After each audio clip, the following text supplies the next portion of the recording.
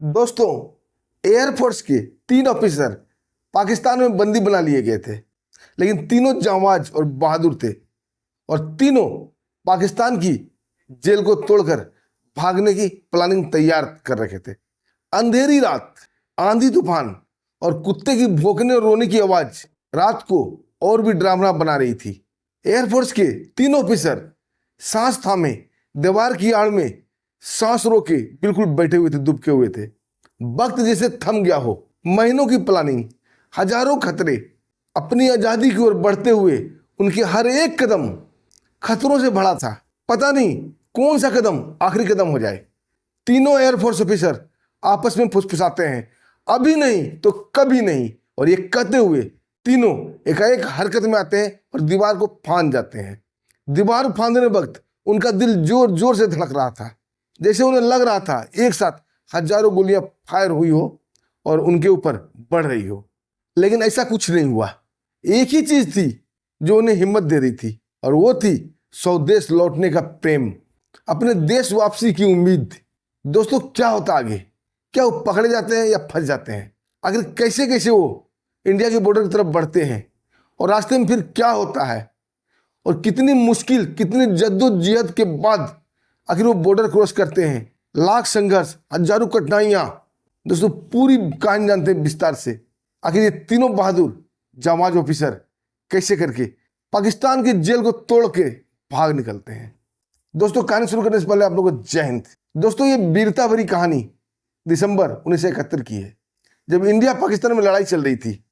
लड़ाई 3 दिसंबर 1971 को शुरू हुई थी और समाप्त 16 दिसंबर 1971 को हो गई थी। दोस्तों, 10 दिसंबर 1971 फ्लाइट लेफ्टिनेंट दिलीप पारुलकर अपने सुखोई 7 से पाकिस्तान के वाच टावर के ऊपर उड़ान भर रहे थे और वाच टावर के ऊपर बमबारी करके उसे उड़ाना चाहते थे, क्योंकि उस वक्त इंडिया और पाकिस्तान का युद्ध चरम पे चल रहा था। लेकिन तभी पाकिस्तान सैनिक का नजर उनके सुखोई पर पड़ जाता है और एंटी क्राफ्ट से सुखोई के ऊपर जबरदस्त फायरिंग की जाती है और एक गोला सुखोई 7 पर लग जाती है और सुखोई 7 में आग पकड़ लेती है और धीरे धीरे ये आग कॉकपिट तक पहुंचने ही वाली थी। फ्लाइट लेफ्टिनेंट दिलीप पारुलकर समझ जाते हैं अब सुखोई लेकर वो भाग नहीं सकते हैं, और अगर थोड़ा भी सेकंडों का लेट किए तो सुखोई के साथ साथ वो भी जल के भस्म हो जाएंगे। दोस्तों, पायलट सीट पर एक बटन होता है, उसको दबाते हैं और सीट के साथ दिलीप पारुलकर सीधा इजेक्ट होकर बाहर निकल जाते हैं और बाहर पैराशूट के माध्यम से वो नीचे गिरने लगते हैं। अब पैराशूट में इतनी काबिलियत नहीं होती कि उड़कर वो इंडिया की बॉर्डर क्रॉस कर जाएं, लेकिन वो जिंदा थे। सुखोई उनकी आंखों के सामने धू धू कर जलता हुआ जमीन पर छत बिछत होकर गिर चुका था। अब वो पैराशूट से नीचे उतर रहे थे। जैसे ही गांव वाले की नजर पैराशूट से उतरते हुए एक बहादुर सैनिक पर पड़ती है, सारे गांव वाले बड़ा ही आश्चर्य से उन्हें देखने लगते हैं और वो समझ जाते हैं कि कोई भारतीय सेना का ही जवान है। जैसे वो जमीन पे आते हैं, गांव वाले चारों तरफ से उन्हें घेर लेते हैं, उन्हें मारने पीटने लगते हैं और उनके पास जो कुछ भी सामान होता है, जैसे सिगरेट, लाइटर, उनके जूते, कपड़े, पैसे, घड़ी, चैन, जो भी उनके पास था, सब वो गांव वाले पाकिस्तानी लोग छीन लेते हैं और उन्हें पीटने भी लगते हैं।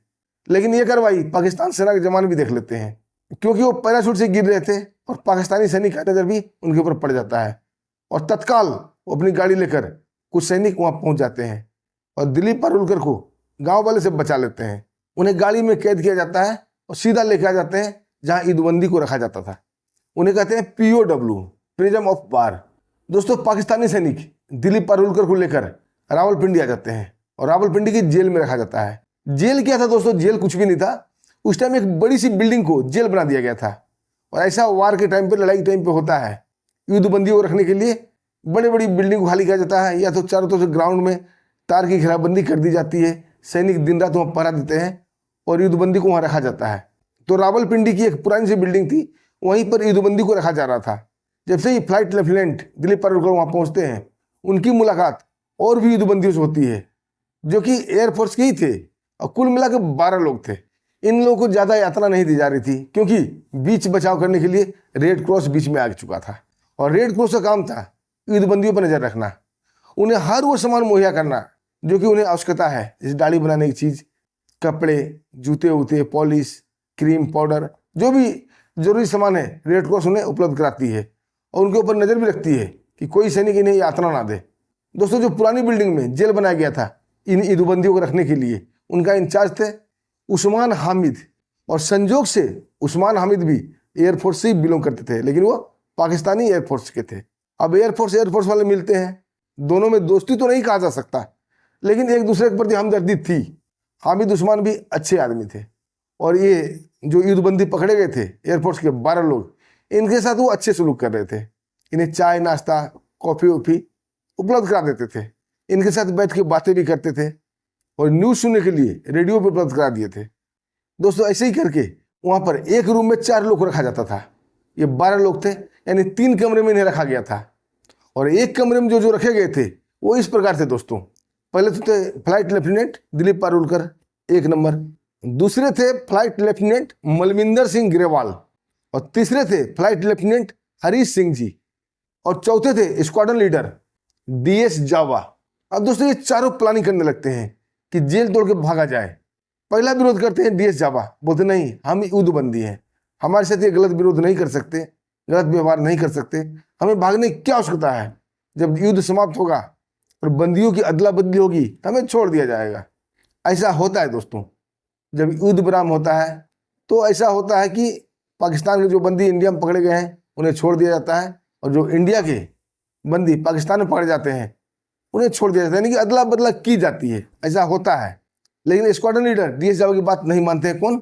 दिलीप पारुलकर। वो बोलते नहीं, हमें ट्रेनिंग में सिखाया गया है, कभी भी पाकिस्तान का या किसी देश का आप युद्धबंदी बनो तब तक कोशिश करते रहो जेल तोड़ने की और भागने की, जब तक सफल ना हो जाओ, और मैं ये जेल तोड़ूंगा और भागूंगा। और दोस्तों, दिलीप पारुलकर का साथ देते हैं फ्लाइट लेफ्टिनेंट हरीश साहू जी और फ्लाइट लेफ्टिनेंट मलविंदर सिंह गिरवाल। अब इनकी आपस में प्लानिंग चलने लगती है कि कैसे तोड़ा जाए, कैसे भागा जाए।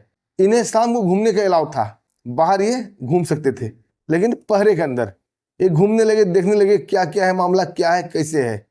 तो देखा इन्होंने कि एक जहाँ इन्होंने रखा गया था वो पुरानी बिल्डिंग थी, और पुरानी बिल्डिंग जहाँ इनका दीवार था वो दीवार अगर तोड़ दिया जाए या वहाँ सुराख कर दिया जाए तो बाहर एक ग्राउंड था, और ग्राउंड के बाहर एक भर्ती कार्यालय था, रोजगार वाले का रोजगार भर्ती कार्यालय था, वहाँ तक पहुँचा जा सकता था।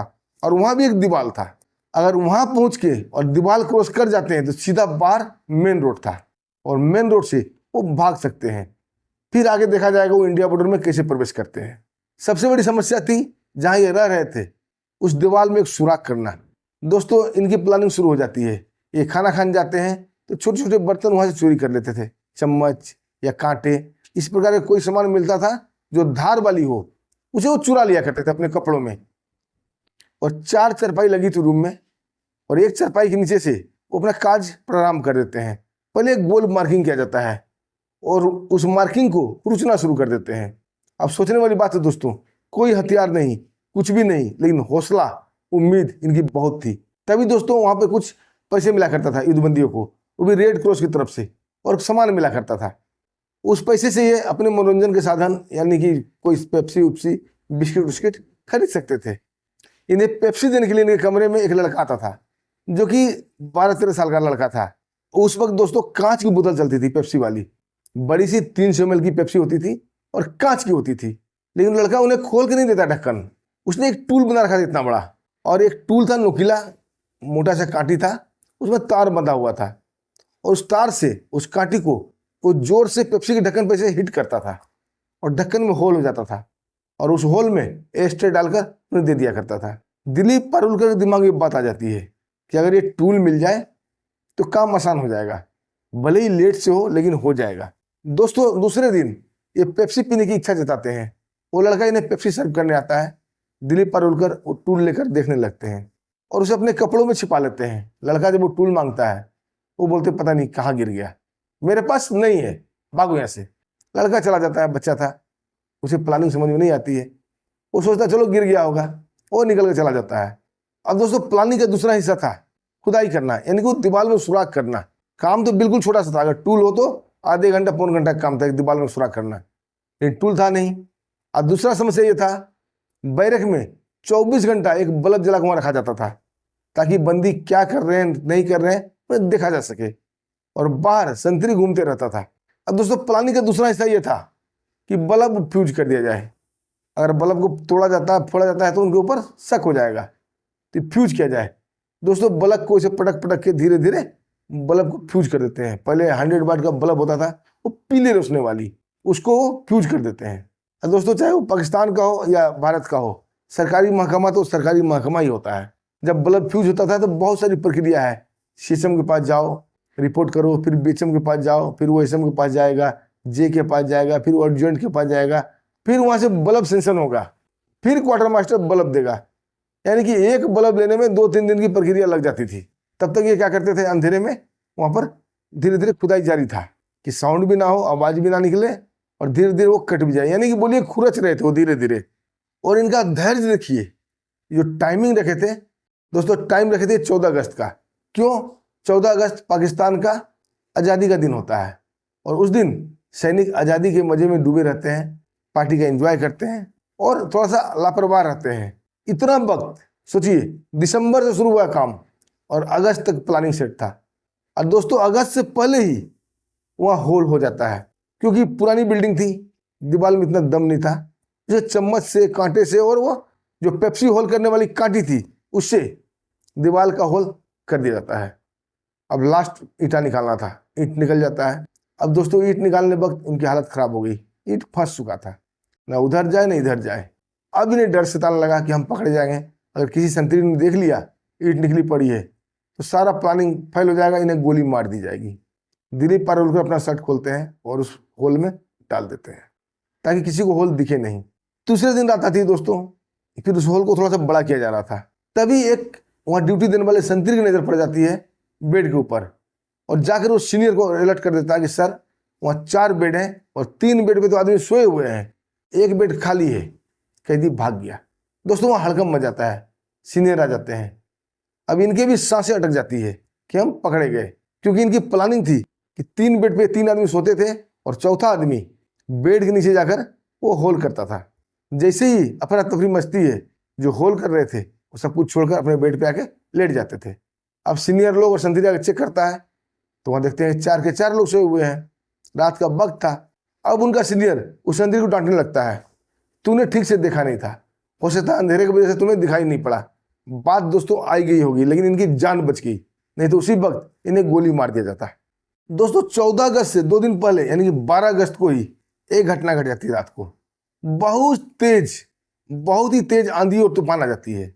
बिजली रह रह कड़क रही थी, शहर की बत्ती भी गुल हो गई थी। पहले बिजली का इतना व्यवस्था था नहीं कि 24 घंटा बिजली आएगी, इन्वर्टर सिस्टम था नहीं, और बारिश भी तेज हो रही थी, रात बिल्कुल अंधेरा। और गिरवाल साहब ने पाकिस्तान का एक नक्शा कहीं से ऊपर कर लिया था, लेकिन वो नक्शा बहुत पुराना था और वो उसी नक्शे के कारण वो पकड़े गए थे। अब दोस्तों चारों 12 अगस्त को ही बोलते चलो निकल भागते हैं, लेकिन स्क्वाड्रन कमांडर डीएस जावा बोलते नहीं, मैं नहीं भागूंगा, तुम तीनों जाना तो जाओ, मैं युद्धबंदी हूँ, मैं ऐसे ही रिहा कर लिया जाऊंगा। लेकिन तीनों नहीं मानते हैं। डीएस जावा को छोड़कर तीनों भाग जाते हैं, उस होल से निकलते हैं। और इतना तेज आंधी तूफान चल रहा था, सब संतरी अपने अपने इधर उधर जहाँ भी उनको आश्रय मिला था दुबके हुए थे, और रात अंधेरी थी, लाइट भी नहीं था, कोई नहीं देखता है। और सीधा ये भाग जाते हैं रोजगार दफ्तर वाले बिल्डिंग के पास। वहाँ दीवार के पास जाकर दुबक जाते हैं दोस्तों। रह रह कर बिजली कड़क रही थी, बारिश तेज हो रही थी, कुत्ते के भौंकने और रोने की आवाज रात को और भी डरावना बना रही थी। ये तीनों बिल्कुल सांस थामे उस दीवार के पास दुबके हुए थे और अगले प्लानिंग की ओर विचार कर रहे थे। फ्लाइट लेफ्टिनेंट हरीश सिंह बोलते हैं कि अगर हम इंडिया बॉर्डर की तरफ जाने की कोशिश करेंगे तो मारे जाएंगे या तो पकड़े जाएंगे, क्योंकि युद्ध विराम अभी तक ठीक से नहीं हुआ है। क्योंकि दोस्तों 3 दिसंबर से युद्ध शुरू हुआ था और 16 दिसंबर को ये समाप्त हो चुका था, लेकिन बांग्लादेश जो अलग हुआ था इस वजह से कहानी अलग चल रही थी, गोलीबारी चल रही थी। फिर आपस में प्लानिंग करते हैं कि हमें अफगान बॉर्डर से होकर क्रॉस करना पड़ेगा, और अफगान बॉर्डर क्रॉस करने के लिए इन्हें पेशावर जाना पड़ेगा। प्लानिंग तय हो जाती है और ये सांस रोक के आपस में फुसफुसाते हुए कहते हैं कि अभी नहीं तो कभी नहीं। और दोस्तों ये कहते हुए एकाएक चारों चीते की तरह उठते हैं और दीवार को फांद जाते हैं। दोस्तों दीवार फांदना फौजियों के लिए कोई असंभव काम नहीं होता है, इनकी ट्रेनिंग में शामिल होती है।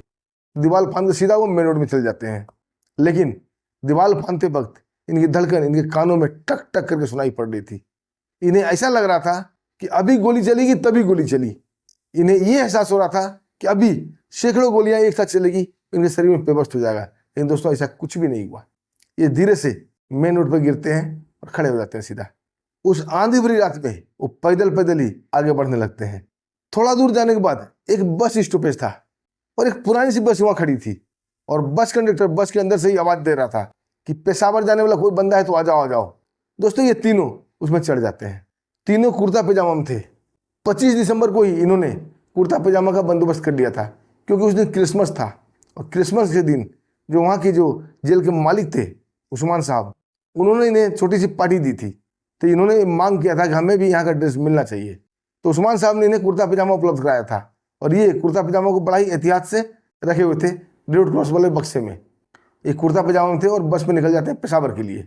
कंडक्टर को इनके ऊपर कुछ शक होता है और पूछता आप कहाँ जाओगे? बोलते हैं पेशावर। जब इनसे आगे पूछता आप कौन हो, क्योंकि पाकिस्तान में लगभग लोग दाढ़ी रखते हैं और ये लोग क्लीन शेव थे, तब मलविंदर सिंह गिरवाल साहब बोलते हैं कि हम एयरफोर्स से हैं, पाकिस्तानी एयरफोर्स से। युद्ध समाप्त हुआ है, हमें छुट्टी मिली है, हम थोड़ा घूमने के ख्याल से जा रहे हैं। कंडक्टर और कुछ जवाब सवाल करता, तब तक ये लोग उतर जाते हैं बस से, पेशावर से थोड़ा पहले ही। तब तक दोस्तों सुबह भी हो चुकी थी। अब वो पुराना जो नक्शा था, वो नक्शे पर तीनों भिड़ जाते हैं और देखने लगते हैं कि अगर कोई पूछे जांचे तुम्हें कहाँ जाना है, क्यों जाना है, तो क्या बताएंगे। तो दोस्तों उस नक्शे में, वो बहुत पुराना नक्शा था और उस नक्शे में पेशावर का लाडी थाना रेलवे स्टेशन दर्शाया गया था। अब ये तीनों चलने लगते हैं। तभी एक आदमी को इनके ऊपर शक होता है, वो पूछता है भाई तुम लोग कहाँ जा रहे हो? हरी जी बोलते हैं हम लाडी थाना रेलवे स्टेशन जा रहे हैं। वो आदमी ने गौर से देखने लगता है क्योंकि दोस्तों लाडी थाना रेलवे स्टेशन 1932 में अंग्रेजी टाइम ही बंद हो चुका था, लेकिन ये पाकिस्तान का जो नक्शा मिला था उसमें दिखाया गया था लाडी थाना रेलवे स्टेशन। लेकिन इन्होंने ध्यान नहीं दिया था कि ये बंद पड़ा हुआ रेलवे स्टेशन है, क्योंकि नक्शा में ये दिखाया था कि 1932 में ये था ना, ये रेलवे स्टेशन ये बंद हो चुका है। लेकिन जल्दीबाजी में इन्होंने ध्यान नहीं दिया और यही कारण था ये पकड़े गए। अब वो आदमी की शक गहरी हो जाती है, इनसे पूछताछ करने लगता है और इनकी बदकिस्मती देखिए, जो आदमी पूछताछ कर रहा था वहाँ का तहसीलदार का आदमी था। इन्हें सीधा पकड़ के तहसीलदार के पास लाता है। पहले तो ये तीनों रोब गांठने लगते हैं तहसीलदार के पास कि हम एयरफोर्स से हैं, पाकिस्तानी एयरफोर्स से, और छुट्टी मनाने के लिए आए हैं। युद्ध समाप्त के बाद हमें छुट्टी दिया गया है। लेकिन तहसीलदार के पास इनकी एक ना चलती है और वो फ़ोन करता है सीधा उस्मान सर को, यानी कि हामिद उस्मान को फ़ोन करता है कि 3 बंदी ऐसे ऐसे हम पकड़े हैं। हामिद उस्मान बोलते हैं उन्हें कोई नुकसान नहीं पहुंचाना, उन्हें ठीक से रखो, हम अपने जवान को भेज रहे हैं। अब दोस्तों इधर की कहानी हो गई। अब इधर सुनिए, जो 1 बज गए थे स्क्वाड्रन लीडर DS जाबा, अब उनकी कहानी सुनिए। जैसे ये तीनों भाग जाते हैं, वहाँ जेल में अफरा तफरी मच जाती है। बड़े बड़े अधिकारी और सब लोग प्लानिंग करने लगते हैं कि भाई अब पाकिस्तान के बड़े ऑफिसर को क्या जवाब दिया जाएगा। और DS जाबा सब सुन रहे थे, ये रूम में दुबके पड़े थे, उनकी सांसें अटकी पड़ी थी कि अब उनके साथ क्या होगा। तभी पाकिस्तान का एक ऑफिसर बोलता है कि सर ये जो एक बंदा बचा हुआ है इसको गोली मार देते हैं और हम ये बड़े ऑफिसर को ये बता देंगे कि चारों भाग रहे थे, एक को हमने मार गिराया और 3 भागने में सफल हो गए। दोस्तों ये सुनकर DS जाबा साहब की तो हालत खराब हो जाती है, बोलते हैं ना जीप फट जाती है। अब क्या होगा? अब तो बस वो गए कि गए। अब वो उस घड़ी को क्वेश्चन लगते हैं कि हमने भी क्यों नहीं भागे उनके साथ, ज़्यादा ईमानदारी दिखाने के कारण ये फंस गए। लेकिन तभी हामिद उस्मान का फ़ोन आता है उस ऑफिसर के पास और डायरेक्ट उनसे पूछा जाता है कि तुम्हारे जेल से कितने कैदी मिसिंग हैं। अब वहाँ तो 12 ही लोग थे एयरफोर्स के। तुरंत यहाँ से बता दिया जाता है कि भाई 3 कैदी मिसिंग हैं। हामिद उस्मान बोलते हैं तीनों पकड़ लिए गए हैं, ज़्यादा टेंशन की बात नहीं है, ज़्यादा अफरा तफरी मत मचाओ, शांति रहो, नहीं तो पाकिस्तान की बेइज्जती होगी। और दोस्तों पाकिस्तानी जवान जाते हैं और तीनों को उठा के फिर वापस जेल में ले आते हैं। सिर्फ 5 किलोमीटर बाकी रह गया था। पेशावर से जो अफगान बॉर्डर था मात्र 5 किलोमीटर दूर था। ये बंद पड़ा रेलवे स्टेशन नाम नहीं लेते तो ये नहीं पकड़े जाते और ये बॉर्डर क्रॉस कर जाते और निकल भी जाते। दोबारा से ये पकड़े जाते हैं दोस्तों, बहुत सारी यातना भी मिलती है, इनके साथ मारपीट भी किया जाता है, बहुत बुरा सलूक होने लगता है उनके बाद। अब भारत सरकार और पाकिस्तान सरकार आपस में बातचीत कर रही थी युद्धबंदी को छोड़ने के लिए। लेट पे लेट कहानी पे कहानी बन रही थी, बहुत देर हो जाता है दोस्तों। आखिरकार साल गुजर जाता है और फिर दिसंबर आ जाता है। 1 साल का वक्त बीत गया था और दोनों सरकार के बीच बात बन जाती है और आपस में युद्धबंदी का अदला बदला किया जाने लगता है और बाघा बॉर्डर से इन्हें वापस इंडिया आने का मौका मिल जाता है दोस्तों। और इनके साथ साथ जो 12 ऑफिसर थे वो भी छूटते हैं और कई सारे भारत के बंदी थे वो भी छूटते हैं। लेकिन इनके छूटने से पहले ही भारत में ये समाचार आग की तरफ फैल गई थी कि 3 एयरफोर्स के बहादुर जवान थे जो पाकिस्तान की जेल तोड़कर भाग निकले थे, लेकिन एक चूक के कारण फंस गए, वो भी 5 किलोमीटर पहले। नहीं तो ये जमाज भारत में घुस जाते। दोस्तों लगभग वहाँ पर पूरा पंजाब, भारत के बहुत सारे लोग, यानी कि एक मेले की तरह वहाँ भीड़ हो गई थी इनके स्वागत के लिए। इन्हें फूल माला पहनाया जाता है तीनों को, और कंधे पर लेकर अटारी बॉर्डर पार कराया जाता है। दोस्तों ये थे हमारे वीर बहादुर जवान जो पाकिस्तान को जेल को भी तोड़कर भाग निकले थे। दोस्तों कहानी आपको अच्छी लगी और हमारी मेहनत थोड़ा अच्छा लगा, वीडियो को लाइक कर दीजिएगा, और देश से प्यार करते हैं तो चैनल को सब्सक्राइब भी कर लीजिएगा, क्योंकि हमारा चैनल तो जो देशभक्त होगा वही सब्सक्राइब करेगा, बाकी तो कोई करेगा नहीं। और दोस्तों कमेंट में जय हिंद जरूर लिखिएगा। दोस्तों फिर मिलते हैं एक शानदार ऐसी देशभक्ति और सच्ची कहानी के साथ। तब तक के लिए हमें आज्ञा दीजिए। नमस्कार, जय हिंद।